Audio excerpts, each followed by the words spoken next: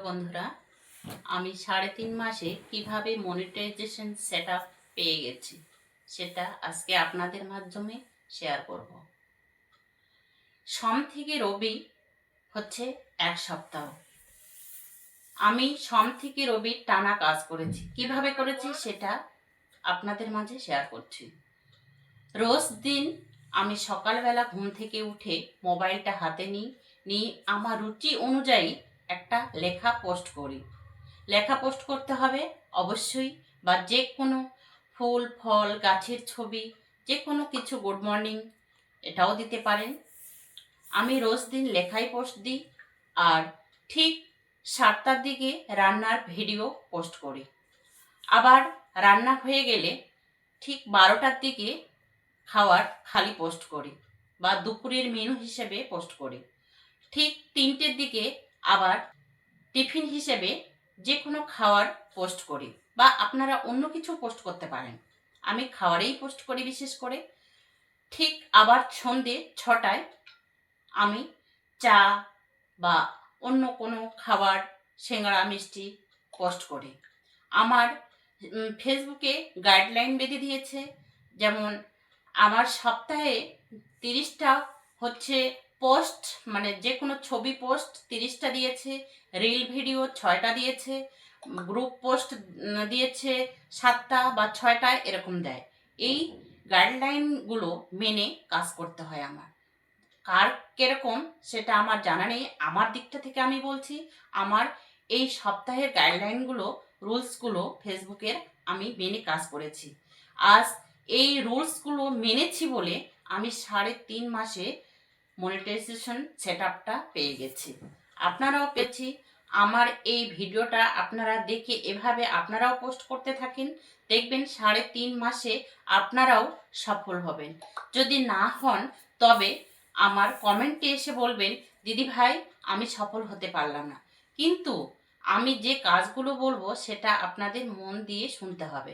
ভিডিওটা গোটা সম্পূর্ণটাই আপনাদের দেখতে হবে, স্কিপ করে চলে গেলে হবে না। যেমন রোজ দিন আপনাকে সকালবেলা ঘুম থেকে উঠে লেখা পোস্ট দিতে হবে, বিকেলে দিতে হবে, সন্ধ্যায় দিতে হবে। যদি আপনি মনে করেন যে আমি আজকে কোথাও ডাক্তার দেখাতে গেলাম বা ঘুরতে গেলাম, আমি আজকে পোস্ট করতে পারলাম না, আজকে আমি ফেসবুকের কোনো ছুটি নেই, যেমন মাস্টারদের ছুটি আছে, যে কোনো অফিসিয়ালি যারা সরকারি সার্ভিস করেন তাদের প্রত্যেকেরই ছুটি আছে, কিন্তু ফেসবুকে যারা কাজ করেন তাদের কোনো ছুটি নেই। সোম থেকে রবি টানা কাজ করতে হয়, টানা পোস্ট দিতে হয়। আবার নতুন যারা শুরু করেছেন তাদের যে ভিডিওগুলো সামনে আসবে তাদের লাইক কমেন্ট করবেন, আপনার কমেন্টে রিপ্লাই দিবেন, তবেই আপনি সফল হতে পারবেন বা আপনার ফলোয়ার্স বাড়বে। আর 5,000 যখনই পেরিয়ে যায়, 5,000 হওয়ার পরে আর কিন্তু ফলোয়ার বাড়ানো যায় না। খুবই টাফ, খুবই কষ্টকর। যেটা আমার দিয়ে বলছি, আমার 5,262টা ফলোয়ার্স নিয়ে আমি কাজ করছি। খুব কষ্টকর। লোকে যদি ফলো না করে তবে আমার ফলোয়ার বাড়বে না।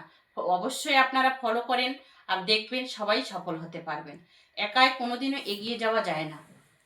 ছবি পোস্ট করেছেন, করে আবার ডিলিট করে দিয়েছেন, সেটা কিন্তু ফেসবুকে ওটা রুলস না। আপনাকে ওটা ফেসবুকের পেজে কাজ করতে গেলে আপনার ড্যাশবোর্ডে গিয়ে দেখতে হবে আপনার ডিলিট করা ইস্যু ধরিয়েছে কিনা ফেসবুক থেকে। ওখানে আপনাকে আবার ওখানে গিয়ে ডিলিট করতে হবে। এই কাজগুলো আপনাকে মেনে চলতে হবে।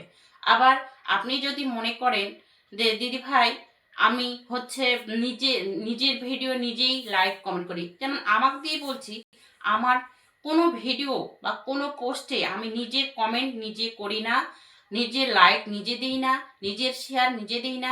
এটা আপনাদের মেনে চলতে হবে। এটা ফেসবুক নিজেই আপনার ভিডিও ফরওয়ার্ডে নিয়ে চলে যাবে। আপনার নিজের লাইক নিজের কমেন্ট, অনেকে 10টা 12টা 7টা 8টা শেয়ার দিয়ে বসে থাকে, সেটা কিন্তু ফেসবুকের নিয়ম না। ফেসবুক নিজে থেকে আপনার ভিডিওটা ফরওয়ার্ডে নিয়ে যাবে। যেমন আমার দিক থেকে বলছি, আমার প্রোফাইলে ঢুকে দেখবেন একটা ভিডিও বা একটা ছবিতেও আমি নিজের কমেন্ট নিজে করিনি, আর নিজের লাইক নিজে দিইনি, বা শেয়ারও করিনি। তাই আমি সব রুলস ফেসবুকের মেনেছি। তাই 3.5 মাসে আমি সফল হতে পেরেছি বা মনিটাইজেশন সেটআপ পেয়ে গেছি। আর আপনাদের ভালোবাসা তো অবশ্যই রইল। আপনাদের ভালোবাসা না থাকলে আমি এত দূর এগোতে পারতাম না। আপনাদের অসংখ্য ধন্যবাদ জানাই। আপনাদের জন্যই আমি এগোতে পেরেছি। আর আমি চাই আপনারাও এভাবে আমার মতো কাজ করবেন, আমাকে ফলো করবেন, করে আমার পাশে থাকবেন। অবশ্যই লাইক, কমেন্ট, শেয়ার করবেন। আর সামনে আসা নতুন ইউজারদের রিলস, ভিডিও বা পোস্ট লাইক, কমেন্ট করবেন। দেখবেন হিংসা না করে এগিয়ে উঠতে, সবাই সবার পাশে থাকার জন্য। সবাই যদি সবার সঙ্গে সহযোগিতা করি, সবাই এগিয়ে যেতে পারবো।